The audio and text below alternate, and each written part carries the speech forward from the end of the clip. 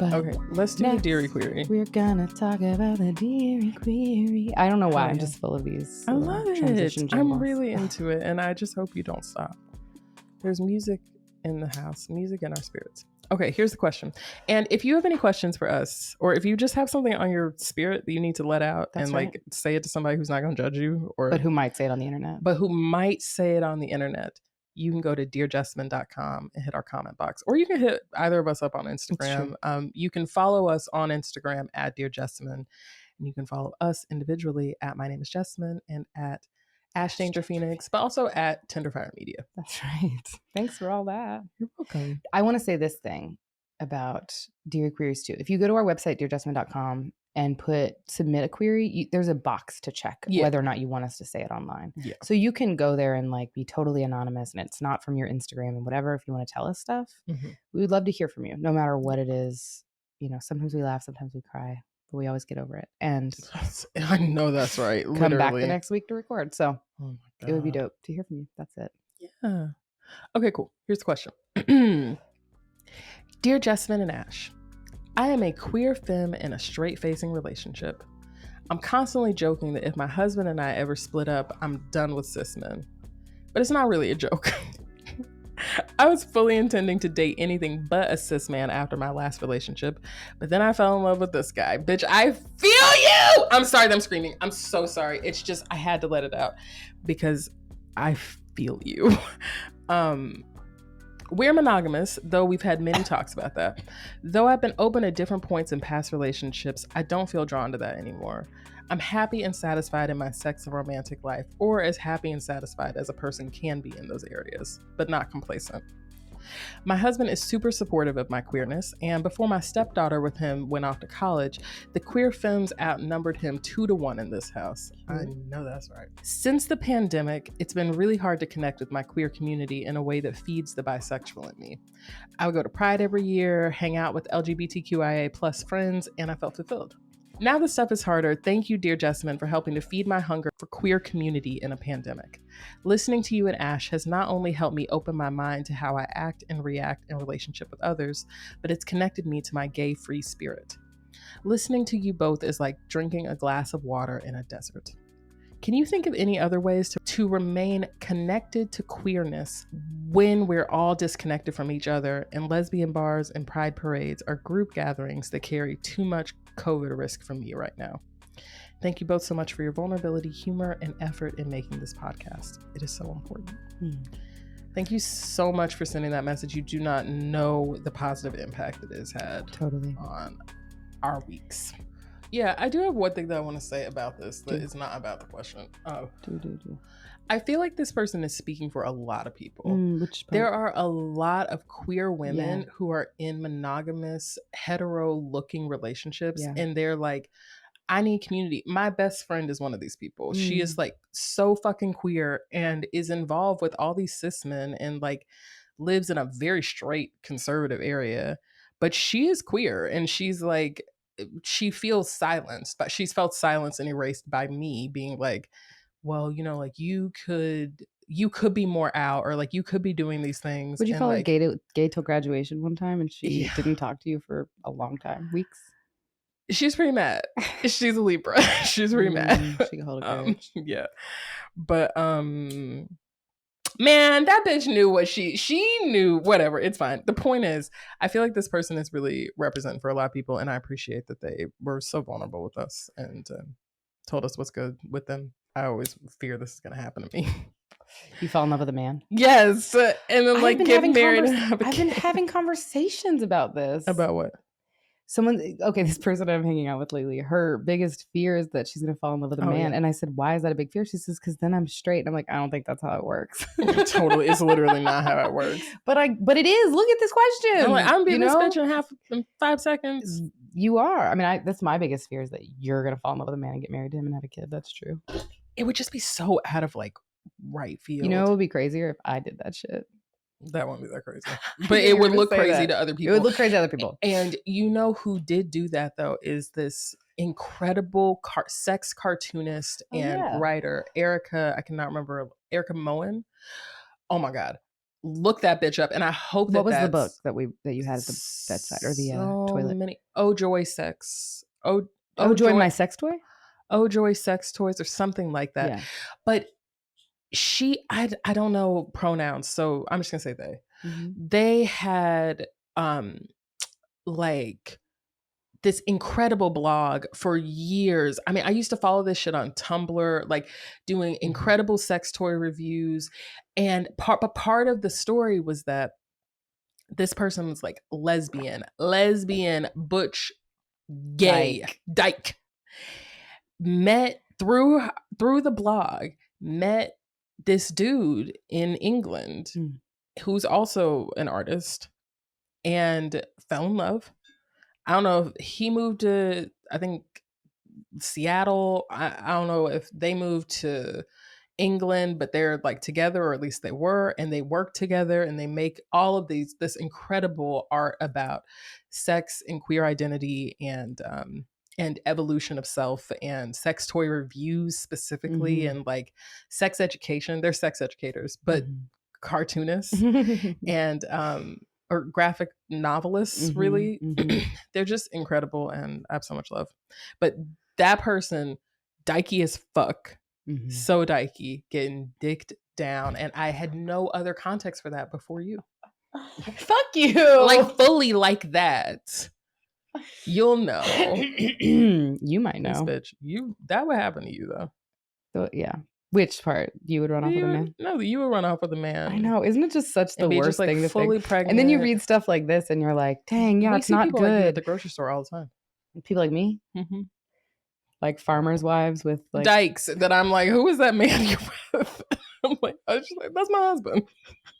I'm like, oh no, I feel you. We out here. I am not married. There's only one way to make a baby. Well, no, I'm just kidding. Nuptials not required. Okay, this is what I want to say about this question. Yeah, and it actually feels so important to me because I think you know the answer already.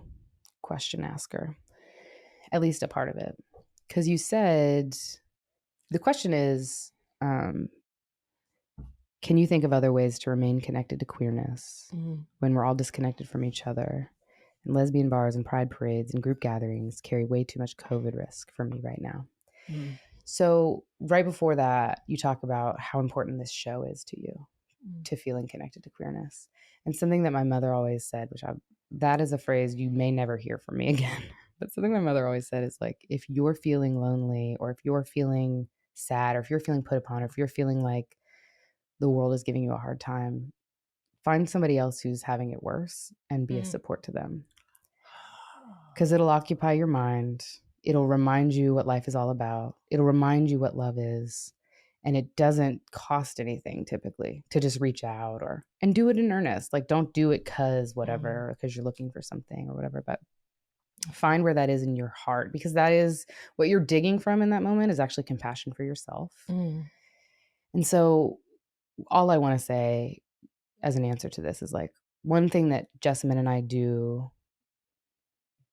to stay connected to queer people is make this show and make art and put videos on the internet and talk about being queer, but also talk about everything else and just be queer.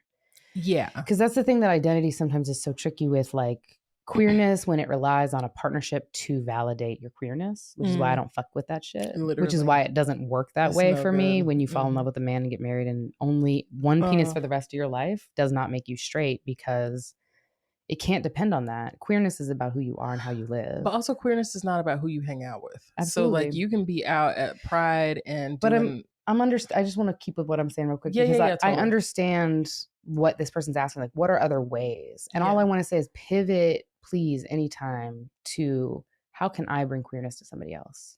Oh, interesting. Do you know what I mean? Yeah, totally. If you can, when you want, if it comes up for you. Because if you know you're queer, or maybe if you're questioning, because I think that's part of it, is that like when you know you're queer and then you start fucking a man, because when I'm fucking cis men, I'm like, what does this mean? What does this even mean? And I'm like, this is like just a live action dildo. I'm sorry. Yeah. It's not that much more intense for me, typically. I mean, there are gentlemen who I enjoy the fact that they exist on the planet, but like I don't need to hang out with them all the time. I don't need to fuck them too. So. And so for me, it's like the answer is the answer to the question that comes up for me is just like, how can you be a part of bringing the queerness as opposed to finding it for you? Do you know what I mean? How do you make it for others? Or how do you make it for yourself? And what is your art? And what is the art of your life? And what is the thing that is your zone of genius? What is the thing that you just fucking excel at? And I'm not necessarily saying take video of it, put it on the internet, but that's one way. Yeah. And like in that line of thought or something, it's like, you will find people on the internet. You'll find people on the internet. And I've been in this long conversation about whether or not being on the internet is actually connecting with people. This is the work of my life, so I'm very interested. That it is. Yes. No, but baby, please don't simplify what I feel. I want to hear what you're talking about. I was just like, your reaction was giving me that you feel that. No, this is the conversation that I'm so interested in about influencership and about the internet. And people are so fucking basic, and they're just like, scared. Oh, do you market things? No, totally. People are and this scared is that they're being controlled, mind controlled. Yeah, but like the internet is the only place that I've ever been able to find community because I'm so introverted. And so it's really offensive to me whenever people are like, oh, like you just want people to look at you. And I'm like, bitch, it's not my fault that you are just on the internet. It's not my fault you want to look at me. Yeah, literally. Well, how do you know that? What the fuck? How do you know that? How do you know? But for some of us, it's therapy. But okay, sure. Right. Please continue. So I feel like that therapy is what my answer is. Yeah. Is like, how do you find yourself? How do you find your queerness? What is your queerness about? Write it down, sing it in a song. I think there's other things that, like it sounds like you're motivated by or like inspired by these kinds of conversations. So like, obviously you're on the podcast thing, but like there are ways, I guess, was what I'm trying to say, is that there are ways to live into your queerness that is not about consuming anybody else's perception of anything, because you are queer enough. You are good enough. You have all the queerness inside you that you will ever need for the rest of your whole life. Yes. It cannot be taken away by anybody's perception of your relationship. It can't be taken away by disagreeing with two fat bitches on a podcast or agreeing or any of that. Like it can't be given or taken by that. You're connecting with yourself when you listen to us. You're remembering who you are, and that's why it's moving to you. But that's also why we do it, is because we're connecting to ourselves, and that's why we do it. And so, find your medium, I would say. I think that's the whole thing. Just find your medium and express yourself. This way, this beautiful writing that you do. Oh my God. Write people fucking letters. Write every queer person you've ever met a letter. Totally. I was going to say, put this on a blog. Put it on a blog. Yeah, totally. Let this be the catalyst for the blog. Who knows? I don't even know if you write or your blog or whatever, but like make stuff. Find yourself. Document who you are. Learn more about you. Ask yourself a question and truly answer it. Be like, bitch, what do you want to eat for breakfast? And then sit there and be like, what's my favorite breakfast? And if you want to document any and all of that, it doesn't have to even be something special. What's your favorite color? Ask yourself, tell yourself. But then when the blue turns sort of into the green, but it's still super blue and you think it's blue, it's blue, but it gets really deep and like maybe a gradient, but I really like it on a jeans pattern, whatever, bro. Like get into it. Go deep with you. Matter to you. Matter to you the way that somebody who matters to you would tell them or show them, and then do that for you. And I think that is the queer community that everybody needs before they could find any other, Oh my God. I just agree with you so fully. And I have a lot that I want to say, but none of it is in opposition to what you're saying. I think that I completely agree with you. This question means so much to me because I was this person who did not have community. Like when I was in undergrad and I was like, I came out in high school and then I went to college and I was in an area where like, there are not a lot of gay people there. And the gay people that were there were like in community. So it's like hard to meet people in a small town. If you don't know people already, it's really hard to meet people, and especially if you're introverted. And so it was really challenging for me to even have community. And I just hung out with straight people because that was who was in my program and that's who I was friends. And like, I love straight people. Good straights. You know what I mean? So yeah, questionable on the good, but I love them, good or not. Yeah. And, but I did not have community. And the only community that I had was through art. So Alex Olson, I was listening to this piece, Cunt Country. It was either Cunt Country or Subtle Sister. And she was saying all of these things that I was like, when you and I listened to Alex Olsen, because you grew up in community, this is one of your privileges. I literally was you grew up in dyke how community. Much privilege with community I've had. Yes. And like you had people around you who would listen to Alex Olsen and be like, I don't give a fuck about that. Like, yeah, like she's talking about shit that like I don't really care about. Or that. you'd be like, well, I like that lesbian artist, but that one kind of gets on my nerves, and that one, you know, I hung out with her once. She's cool. Which she's all right, whatever. I mean, we should all be out here making our art so much that we can have good critique. I think about this all the time with Black female artists, that like we should be able to critique each other. It shouldn't just be like, oh, you're out here, so like now I love you. No, like do I fuck with what you're saying? Does it feel relevant to me? So I think that makes sense to me. But the Alex Olsen stuff in particular, I think about the lyrics, or I say lyrics, but the words in her poetry. And I was like, that was the only person who was saying that shit to me. Like, I never heard anybody saying just like flagrantly post second wave, like deep, like ownership of cunt identity, like ownership of that, to a place where like I now feel compelled to stand in my she her pronouns in a way that I never did, where it's like I want to be a part of that. And the only way that I had that context was through art, and also through this podcast, the Planet Podcast with Elka and Casey. And please, if you are a Kelkian, oh my God, my name is Jessamyn, please reach out. I nipple cupcakes, please. Oh my God. But this podcast, these two dykes in Santa Fe, Albuquerque, New Mexico, they tried to do an L Word watch. They started it for this exact same reason. They put on Craigslist that they wanted to do an L Word watch party, or like launch party or whatever, when season 3 came out, and nobody came, or like nobody reached out. And so they started a podcast instead. And that podcast changed my life. Like I was like, they were my whole community. They were everything. Like I didn't have anybody, and they were everything. And it meant so much to me. And I just really appreciate this person reaching out, because I'm like, I feel you. And they oh my God, they used to do like a caller hotline. And I called one time. I was so drunk and lonely. I was like 21 or whatever. And I was just talking about I was doing exactly what I'm doing right now. I was crying. And they played it on the show. I was so embarrassed, horrified. And then at the same time, I was like, these are my friends. Thank you for being out there. So I just feel like it's no small thing to listen to the show and to connect with us, because sometimes that's all that you have. Anyway, breathe, baby.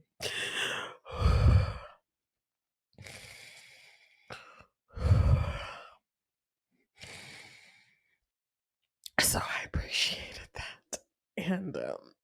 And when I first read the question, I thought, I don't really have an answer, because I was also like, I don't have a community. But then when you start talking, I was like, oh, I guess I did just start putting stuff on the internet. And that is how I met so many people.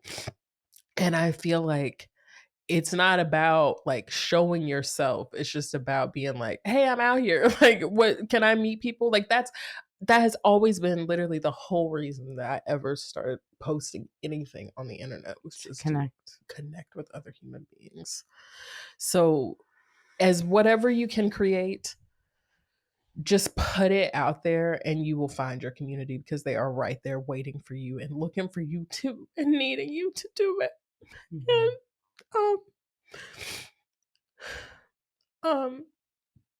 I also think that if you write this beautifully and you start writing letters to some of those people, you will have a polyamorous queer girlfriend circle polycule within minutes, because bitches love receiving emails like this. Definitely.